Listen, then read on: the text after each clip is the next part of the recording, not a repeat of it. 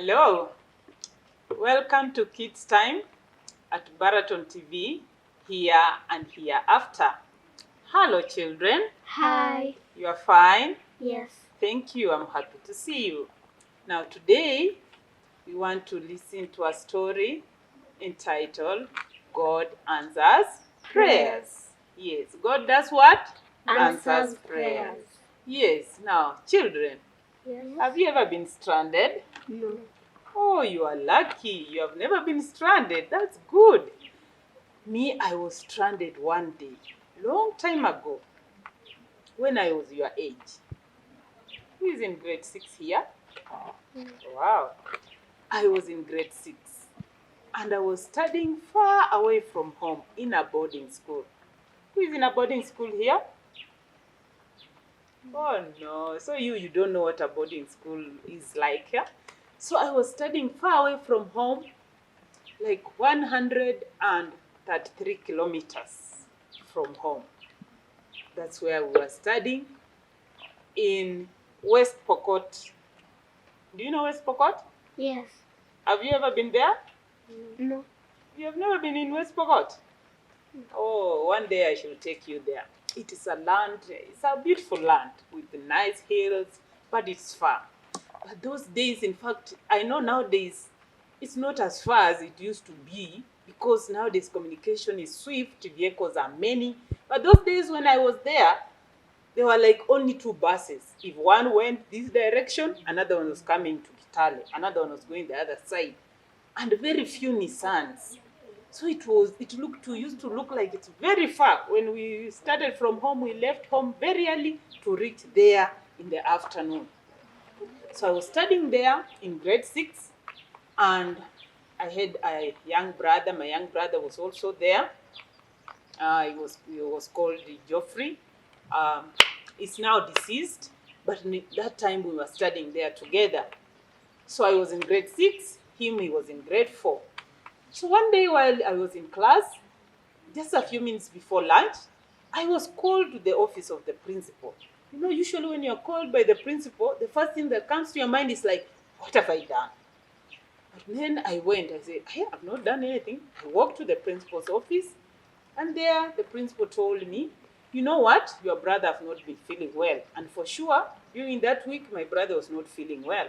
But he was being checked on in the clinic, but they said, his condition is not getting better.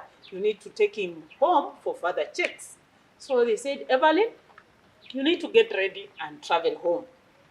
Wow, I've never traveled alone. So I was panicking. I said, how will I make it home alone? So that's the time I say, God, give me the courage I need. And you see, I'm traveling home not alone, but with my brother who is what? Who is sick. So I was swift. I got ready very fast, and off we were on the road. And God led. For sure, the way I'd asked God be with me, guide us so that we reach home well, we got a Nissan. And there it drove. And there we came. Through from our school, through Kapenguria, and there we were in Kitale town. Now reaching Kitale town, we reached around some minutes to 4. When we alighted, lo and behold, the vehicles that we were supposed to board to go to our rural home were all gone. What could you have done? Pray to God. Pray to God once again. Yeah, we were stranded. And those days, there were no phone calls. I could not get a phone to call my parents that you see I'm in Kitale. They didn't know even I was coming home. There were no phones to make calls, yeah? The mobile phones. So you were supposed to go to the booth. So there were no mobile phones that you could call. You need to go to the booth, and in the village there were no booths. So communication was tricky. So there we were with my brother stranded, and we went and sat on a bench in front of a kiosk. A lady was inside the kiosk. We just sat at the bench. Me, I was sitting, but because my brother was not well, he was sleeping on the bench. That was 4 o'clock. I don't know what was going on in my head. I was just sitting there wondering, how do we reach home? So there I was, just deep down in my heart, I was saying, like, God, please just have mercy. Let something happen so that we go home. We tried. No vehicle could come so that we go home. So we just sat there. 5 o'clock, 6 o'clock, we were seated. Me, I was seated. My brother was sleeping. That lady was looking at us. She just came and greeted us and told us, "Oh, your brother is unwell?" I said, "Yes." "Oh, sorry." So she just looked at us. It was now 7 o'clock. Still seated at the bench there. It is getting dark. I don't know anybody in Kitale with a sick brother. But deep down, I was just saying, "God, help." I was not shouting, but I was just saying, "God, have mercy, help." So when it was dark, it was going to 7. Now that lady came and talked to me and told me, "In my house, I have young girl and young boys like you. If you don't mind, let's go. You spent at my place. Then tomorrow morning, you can go home." What do you think I said? Okay. Hey, I said, yes, that is fine. He said, "Is it okay with you?" I said, "It's okay." So we sat there and he said, "You just wait." So I sat there. We waited for a while. Then the husband came with a vehicle. And I think she talked to him and explained our situation. And they picked us to their home around somewhere in Kitale. So my brother was still not well. He was still in pain. So we went there. They were so kind. They gave us supper, and then we prayed again. It was a Christian family. We prayed, and they told us we sleep.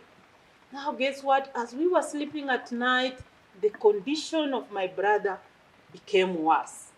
So like by 1 p.m. at night, my brother was not doing well again. And they were so kind. So we were in another room, but in the other room, they could hear how my brother was struggling, even in breathing.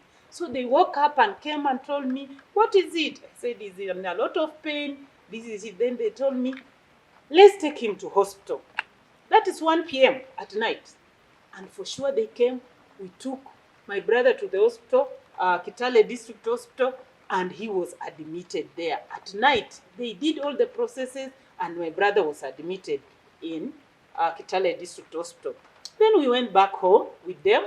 I slept up in the morning. When it was morning, we woke up, we prayed again, we shared a breakfast. Then they told me, "Now you can now go home and tell your parents." And for sure, I left. I just saw the hand of God leading. And I left. I went to the bus stop. I picked the first vehicle there, and off I went home. Reaching home, I got my father in the garden.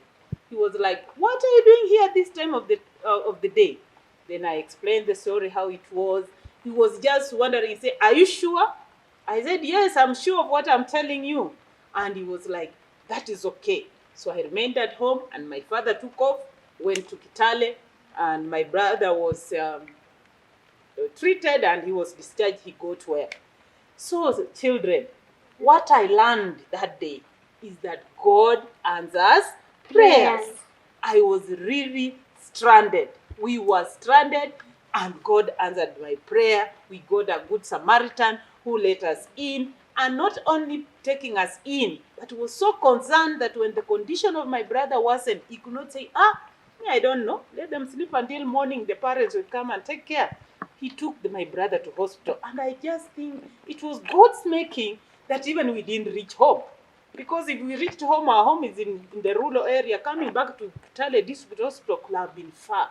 But that was so strategic that at night, in the middle of the night, we were able to get medication. And so I learned one thing that is recorded in the Bible, in the book of Matthew, chapter 7, verse 7. Read for us. What does it say?